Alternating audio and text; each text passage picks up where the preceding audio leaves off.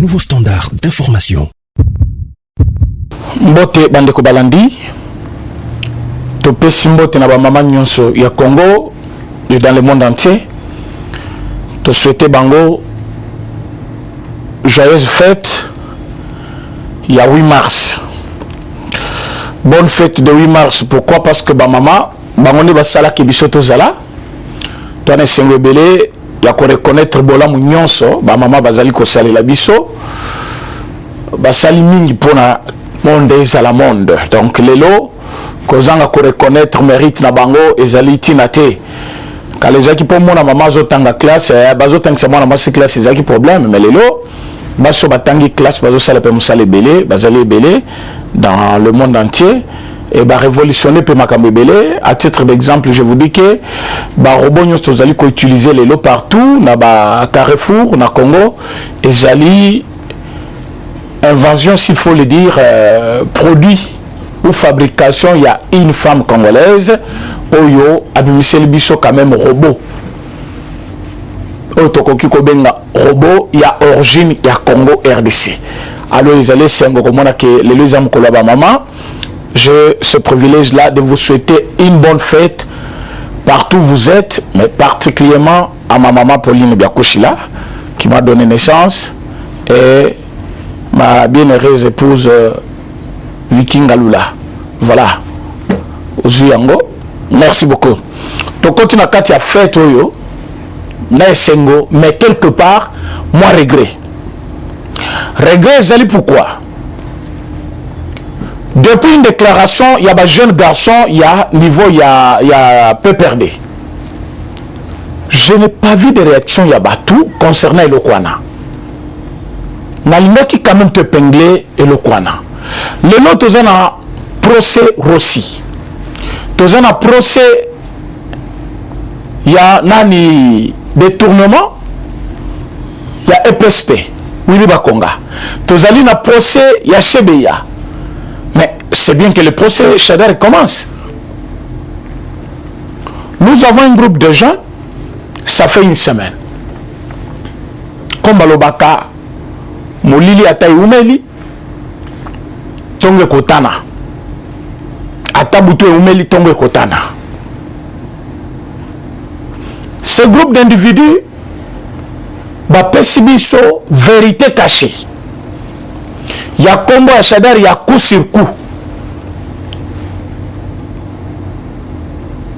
Les Congolais savent bien qu'il y a eu des morts dans ce pays juste après une émission de 18 heures.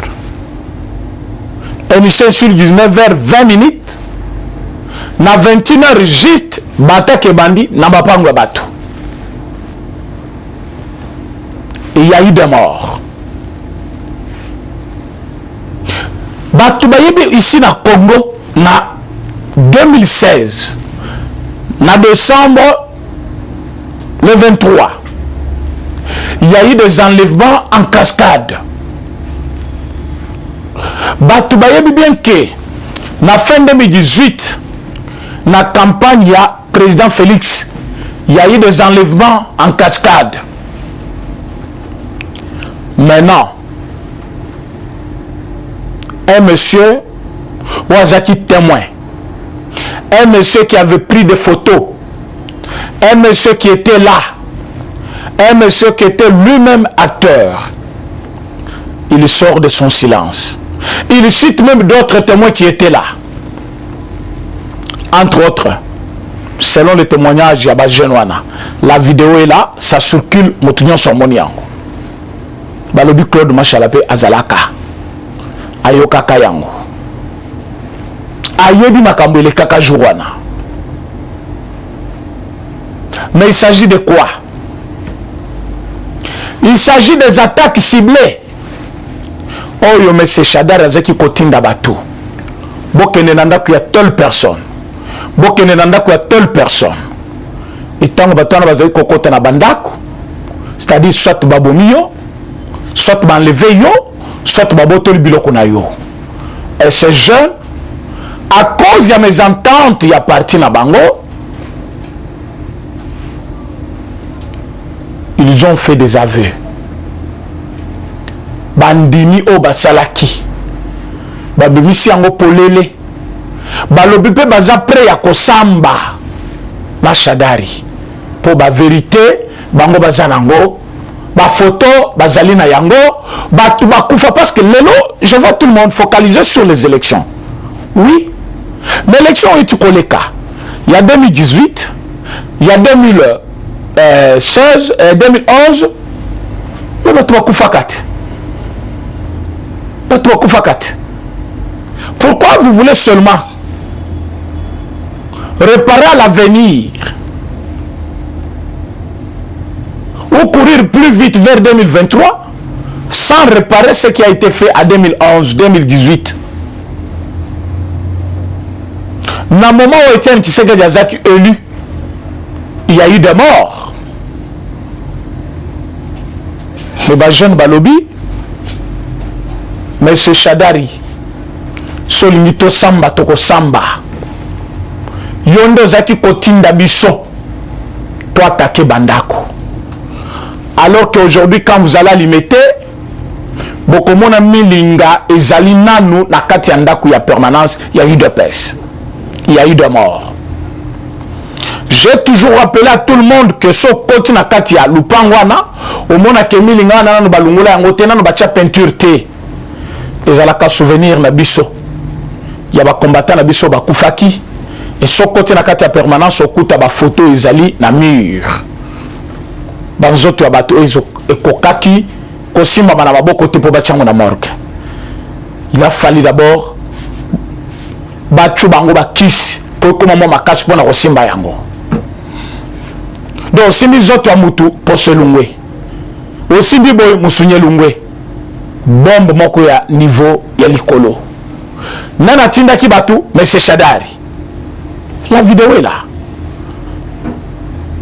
Le garçon congolais, les sportifs congolais, au service d'un individu pour attaquer les paisibles citoyens. Ceux qui parlent du social congolais, ils ne voient pas tout ça. Parce qu'il n'y a pas un avenir sans réparation. Ceux qui ont bomaki famille, parce que bomaki membre de la famille influent, ou qui colle sa famille wana, tu ne peux pas t'attendre à une paix dans la famille wana, ceux qui n'ont nous, au sein pardon pour la babé au salaire qui bangote, ceux qui n'ont nous, au commun à niveau ya koloba, ni ne tinda qui au salaire mabé wana te, mais ce Shadari vit dans notre pays, il a tué, il a envoyé les gens, attaquer Bandako ya Batu. Et Batu ya Zaki Kotinda, basali vidéo balobi, nous sommes là prêts à témoigner. Alors la justice attend quoi? Quelque part, merci quand même la justice, parce que avec Kolo Banabiso, vous avez accepté, il y a Kobande la procès Chebeya, procès Rossi, et puis poursuite contre M. Kalev. Ça, un coup de chapeau. Mais Kalev ne peut pas être poursuivi et que Shadari puisse être paisible chez lui. C'est impossible. Aussi longtemps que Kalev va comparaître, Shadari de même. Bobi place combo ya combo na ye coup sur coup et outa. Coup sur coup ya Shadari et Bima. Tango lobaki. Soki ba militant IDPS ba bimi na nzela pour la marche. Na butu va s'entendre na quelque chose. Et tango ba IDPS ba bimi pour la revendication ezali légale. Garanti par la constitution, ba komi na nzela, ba tindi ba policier. Ba policier ba buki biloko, ba zokisi batou. Quand je vois même d'autres policiers lelo, ba kompe ko fana na ba liboso bureau na biso, to sola bien, hein? Au lieu payer à 5 000 francs au PCA, à Belipe Maï. Bon, c'est grave, hein? C'est comme on dit, le pardon libère. Liboso y a siège à partir de PES. Batia qui place en sous sac mobima ba policier. Et des policiers qui voulaient même parler na balango bino boyebité. Et ceux qui voyaient, donc miska bazo talayo, yo moko zongiste. Mais Dieu merci, bakutana qui n'a parti qui déjà bien préparé, kobanga ezalaki te eloko ezalaki te otali ye mpe atali yo policier atali combattant atali ye epesaki biso faveur kobanda mokolo wana tokomaki bato ya esengo toyebaki ke bato oyo bayeba oboma biso comme toyebi ke baye koboma biso il faut kozala bango nerf solide mais le temps toujours pour vous pouvoir ils sont là dans nos portes topesanaka mbote eloko akolia tokabolaka mais moto azalaki kotinda bango azalaki ministre de l'intérieur à l'époque comme na ye Emmanuel Shadari. Emmanuel Shadari jusque-là ne fait aucun objet de poursuite judiciaire. Or, ce n'est pas une bonne chose pour la démocratie. Pour avoir accepté que comme on a coup sur coup, c'est-à-dire, soyez qui n'a limité ba menacé, il y a tindi batubaki Obama. Or, le parti politique, lelo, failli l'azawana la batunaï. Bazali comme menacé du matin au soir. Osoka quand konda lobino, ba policier bo bien boke Obama bango. Osoka ba kena siège SID, cette nouvelle est là, ba ke ba boa ki biloko non. Mais biso tozaki, boza bino na limité. Ba ko bomela bino na siège. Je ne vais pas remettre les couteaux dans la plaie, mais je vais que M. Shadari, pour avoir tué les gens, et maintenant dénoncé par Batuya Zaki Kotinda, qu'il puisse comparaître. Nous voulons que la justice soit faite et Zali acharnement. Parfois, il y a Zali, na membre de côté de la famille au Koufela. Parfois, il y a mon amour à Zokate. Parfois, il y a un proche ami moko yo yebi, bokena il marche, mais yo zongi a zongité. Mais nous, quand même, on a de ces victimes-là. Tous on a besoin de réparation. Réparation, c'est-à-dire quoi? M. Shadari a été dénoncé par les jeunes qui appartiennent à lui. Les jeunes qui appartiennent à lui, lobby, yende azaki kotinda biso, to s'attaquer na bandako ya batu. Et quand vous allez s'attaquer na bandako ya batu, bazaki kotumba bandako. Si vous allez chercher les exemples, on va vous citer. Si vous voulez des maisons où bango va attaquer, tokoye bisabino. Et nous ne voulons pas que le Shadari azala kimia, mais Batuya salaki mabe,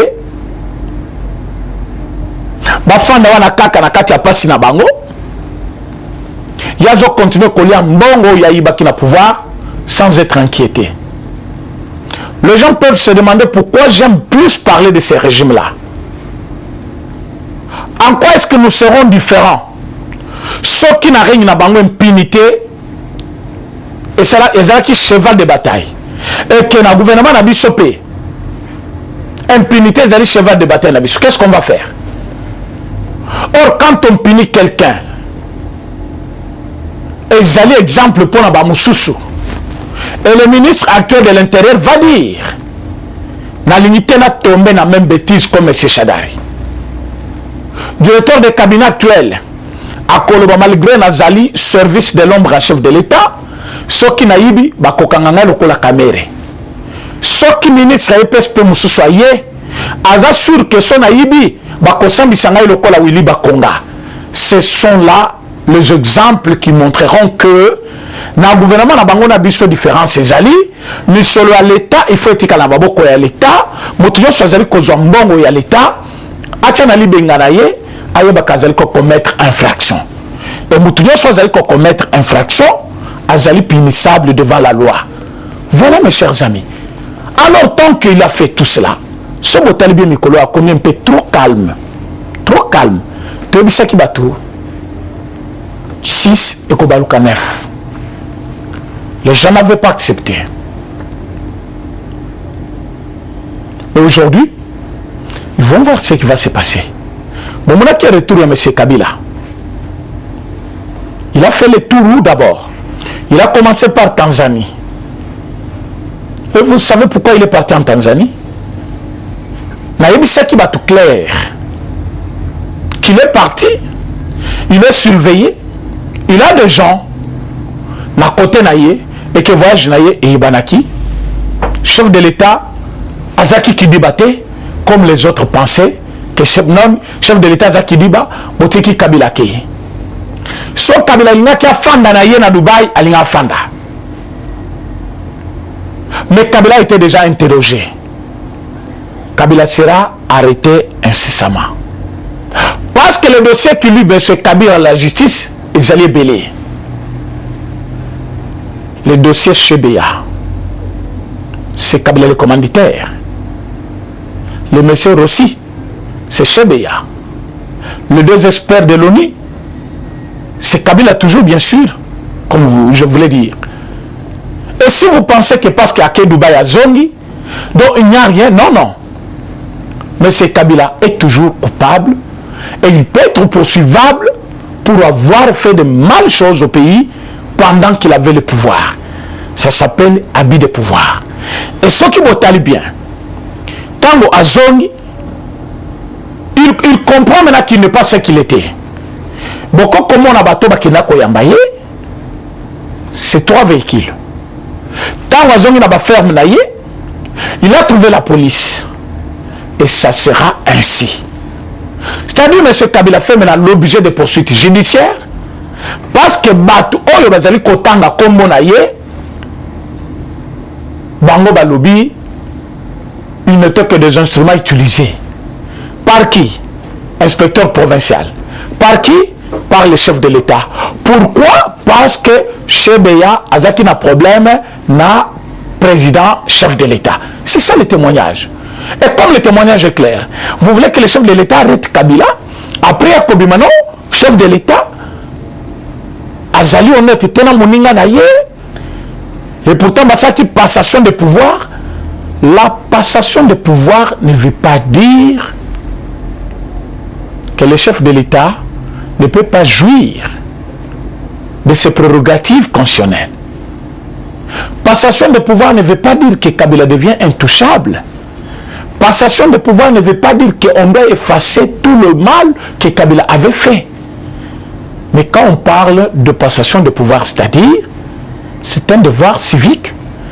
Motunyo soit à la charge de l'État, le mandat est défini.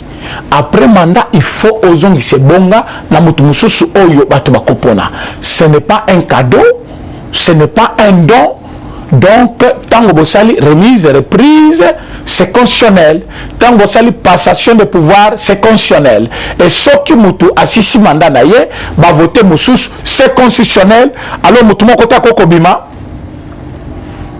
Abandi non, parce que bomoni, yokanina moninga bien, bosali passation de pouvoir, le lesko kangi.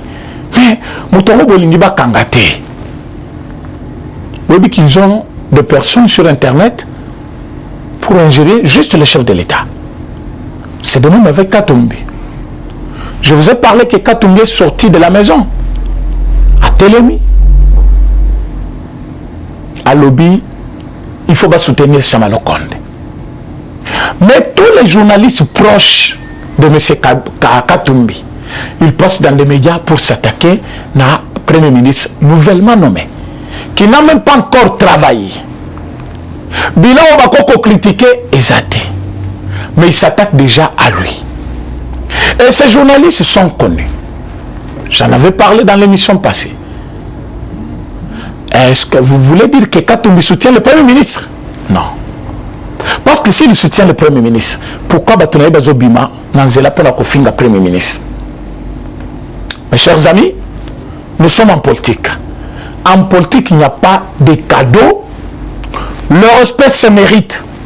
Ce qui Moutou Alingi va respecter, Yemoko a commis respecter.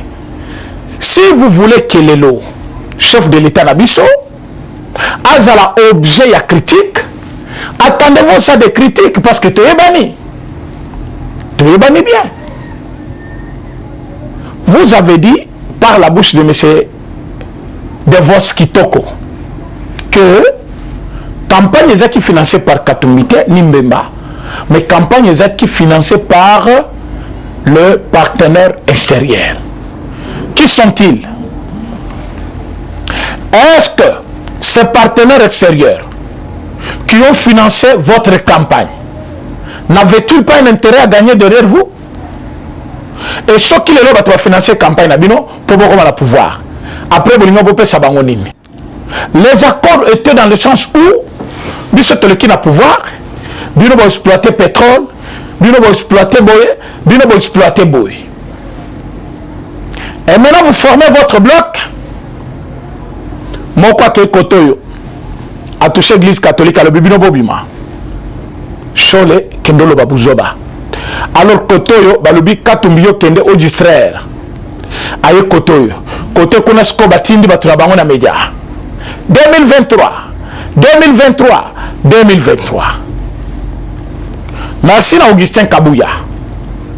Parce que l'exi bango qui l'UDPS est en marche.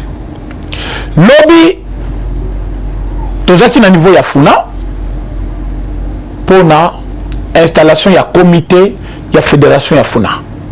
On va passer na ba fédération nyonso ya Kinshasa après to ban intérieur.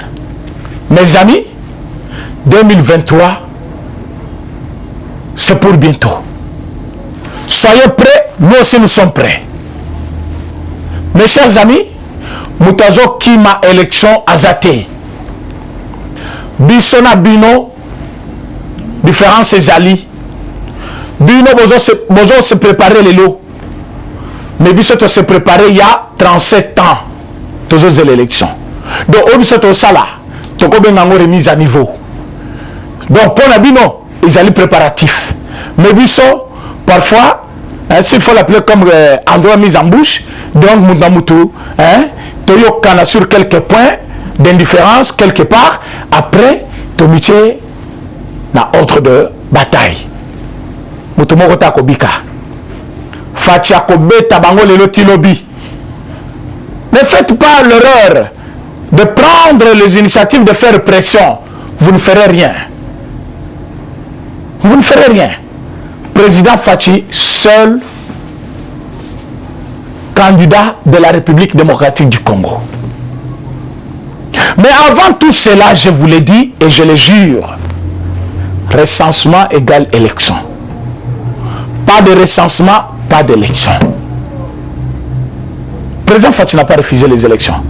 Il y aura bel et bien les élections en 2023. Mais avant 2023, il y a élection. Et il y a identification nationale.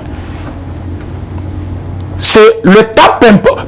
Vous devez comprendre que les allez le comoko très important. Que ça là, identification. Et que des biso. D'abord, tu es congolais. Même la sécurité de notre république en dépend. On ne peut pas aujourd'hui dire que non. Tolinto qui est dans l'élection. Mais on ne connaît même pas la sécurité de ces Congolais-là et les Kakandengeni. Merci à FRDC. Parce que Bameki par tout le moyen.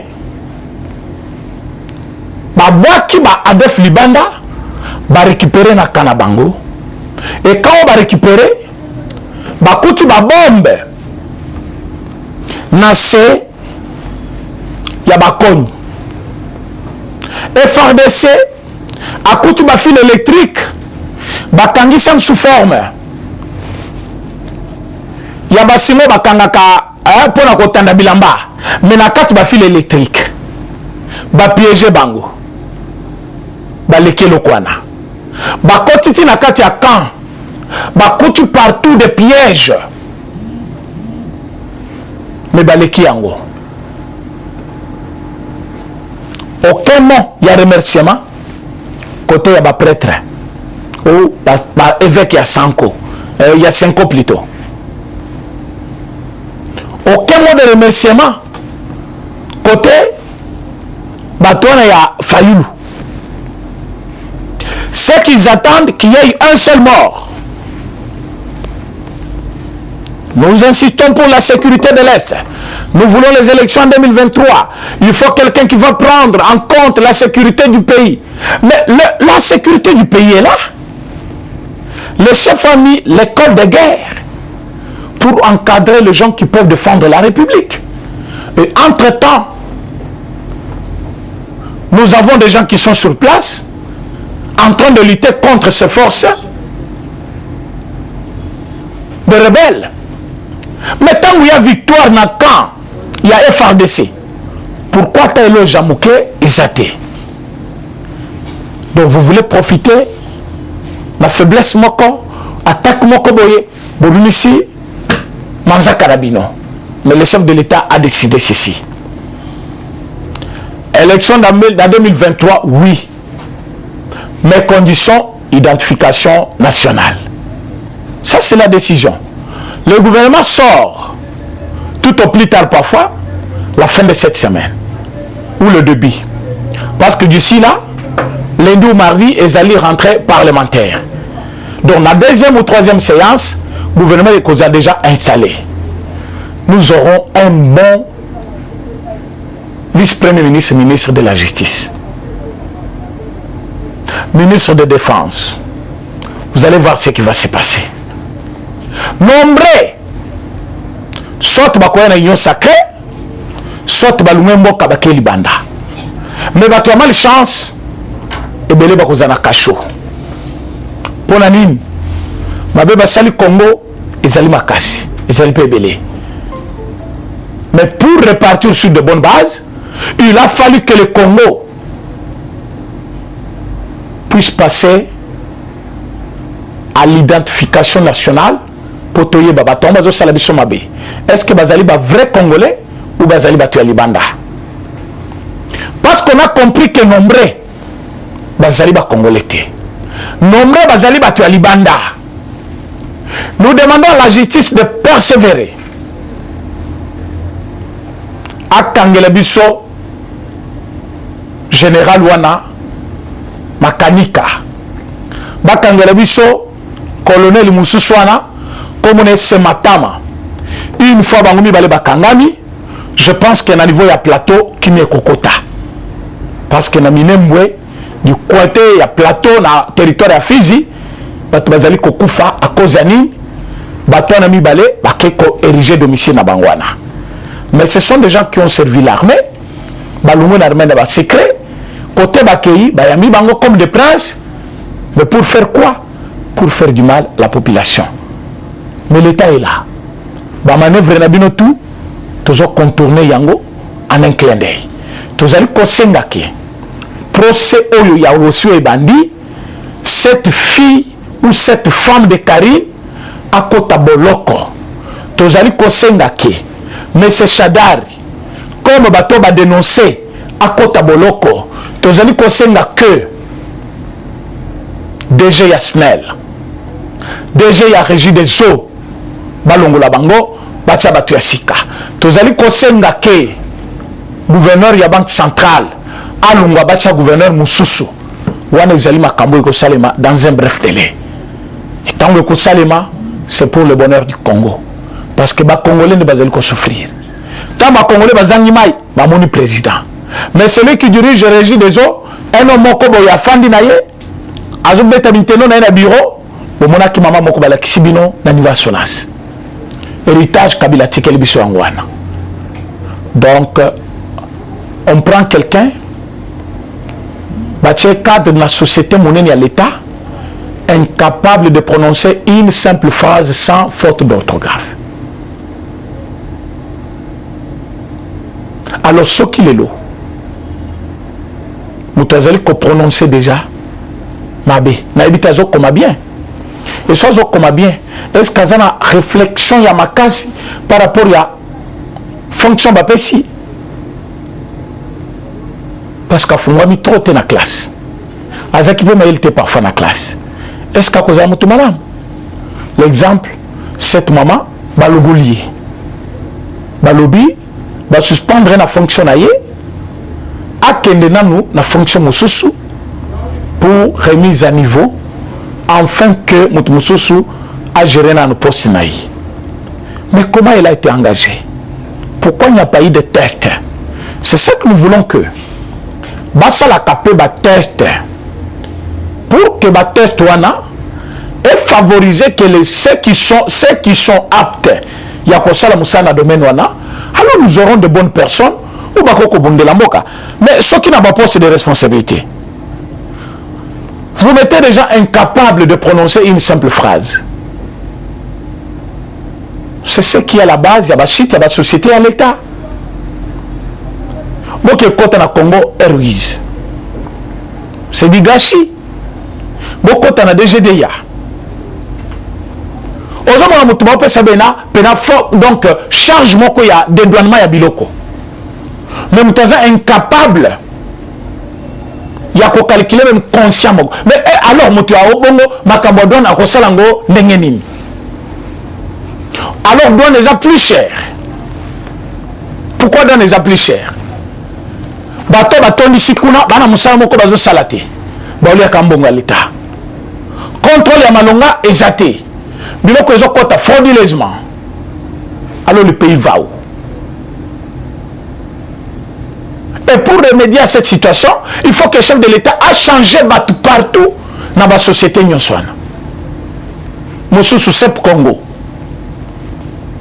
tala ba société belé tango ozoleka aéroport ya Ndili place wana kamoko eza wana mais bazoboma bato comme pas possible bazokota bato na bandako bazobotola bamoto ya bato les jeunes pleurent bato babenginga pour me dire mais président René comment tokozala toza pembeni ya camp bato baye koyiba bayena minduki bazobeta masasi na camp eza pembeni mais bato bazoya te bamilitaire bazoya te mama moko akufi avant-hier bakoti na ndako bayibi moto ya mwana na ye olea tikala abimiti libanda parce que bato wana bazaki kokende na moto ezopela te bazotindika yango ya lebo nakufa mpo na moto ya mwana na ngai babalobi to wana posa oboma yo te babeti lisasi moko na lokolo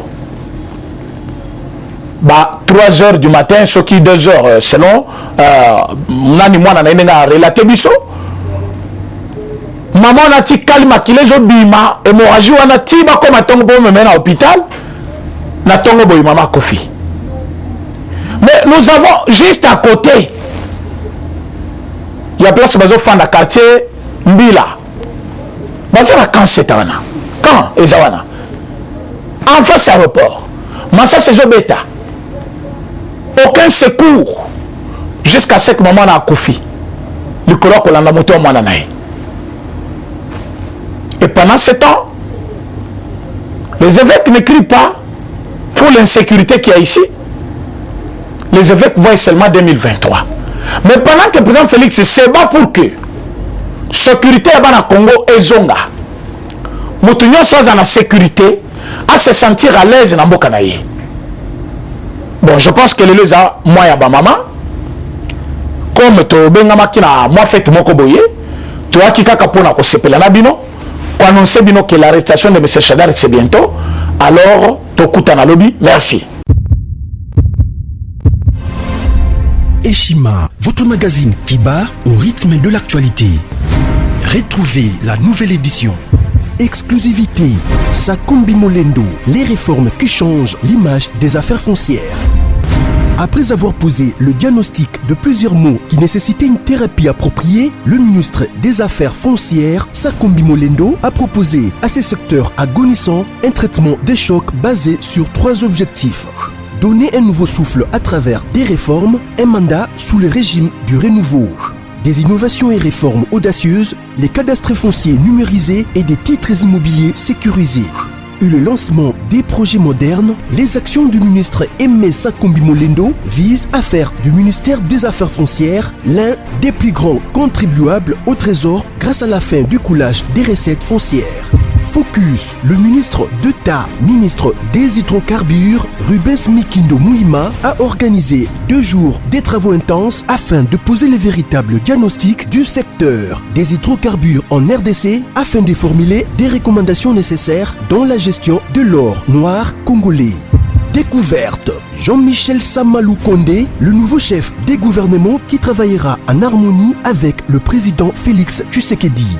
Nation, le directeur général de la DGI, Barnabé Mwakadi, adresse ses félicitations à Monsieur le Président de la République, Félix Antoine Tshisekedi, à l'occasion de son investiture en qualité de président de l'Union africaine.